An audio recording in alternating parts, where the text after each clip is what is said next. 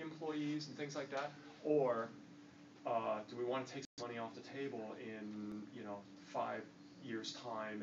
And I think that that clarity is very important. I would represent, actually, in all candor, that that clarity did not come early for us, and I think we lost time because of it. I think that there was a little bit of waffling on the three of us, our part.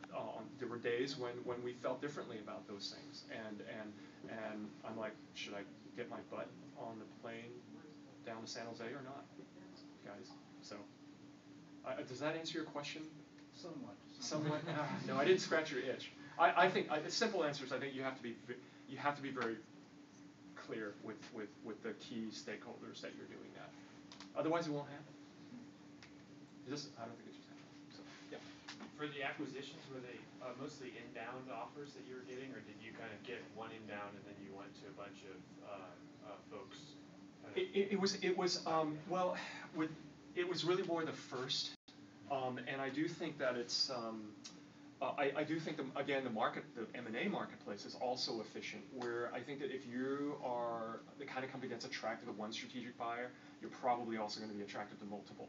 So the important thing is that you've got these people queued up or teed up, right? You should know, actually.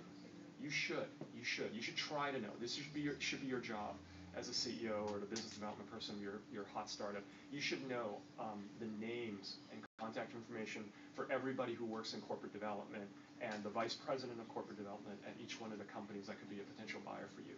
So, but I would represent in Picnic's case, it was multiple inbound, and it was interesting because some were, I can't name names because of confidentiality agreements and things like that, but some were clearly a non-fit. I mean, we could see where there could be a fit, but perhaps culturally it would not have made sense. We could not picture ourselves being co-workers with those people, right? Nothing wrong with that. We're just a bunch of weirdos. So, but then some were a much better fit, and then choosing was a matter of deal, the deal itself. So, yeah, you were next there. Yeah. So if your company, let's say you didn't want an acquisition, and you didn't sell the company. Where do you think the company would be 5 years from now, or maybe? Yeah. I thank you for that question. In Picnic's case, I was very bullish on the fact that we always could stand on our revenues. So our traffic is still growing. Google had obviously an immediate impact in the beginning, but the dust is sort of settling, and we're kind of back into what is the natural. We were growing our trend line. We were growing 10% worldwide month over month. There was still that hunger in the marketplace for really easy, cheap, free, fast photo editing, right? So and we were figuring out our conversion rate and how we were going to do that. And I had every confidence that even if we walked away from one of these M&A deals, that we would be able to just continue building the business. And I think that I will make a point about the fact that I think you also have to exude and transfer that confidence to the buyer. That obviously helps you, right? They don't want to buy a company that's like, we don't. I mean, should they care about revenues, for example? Maybe it's just a technology or a talent buy. But I do think you putting yourself in a place where you have multiple degrees of freedom is a good thing, right? Okay. Two questions. The first question, why now? The timing, is it pushed to you, or something happened, or you keep pushing and just up to the point that they offer?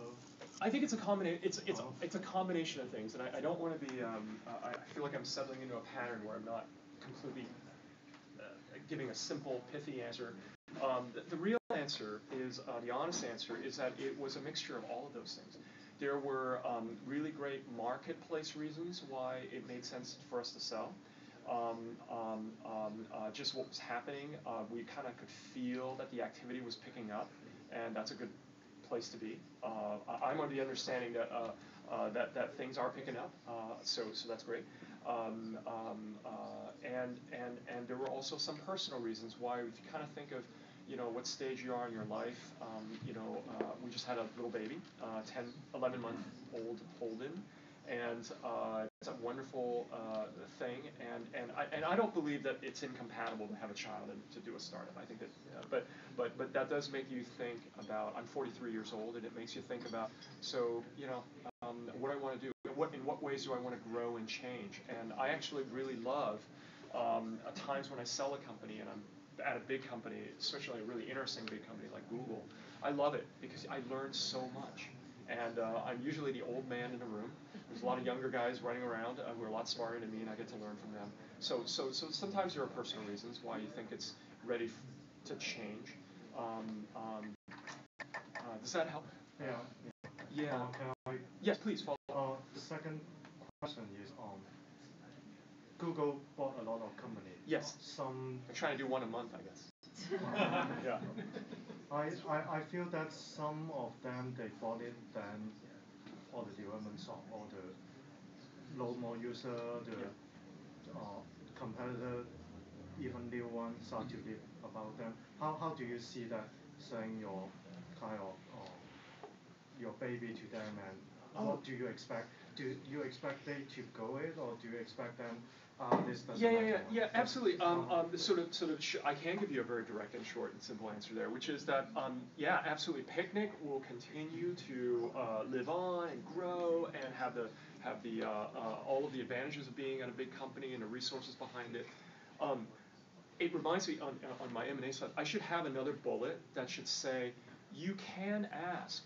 So what's your guys' intent with our company? After you buy us, what happens? Are we going to get sucked in, torn to pieces? Are we going to get to keep our brand? Do we get to keep driving the business forward?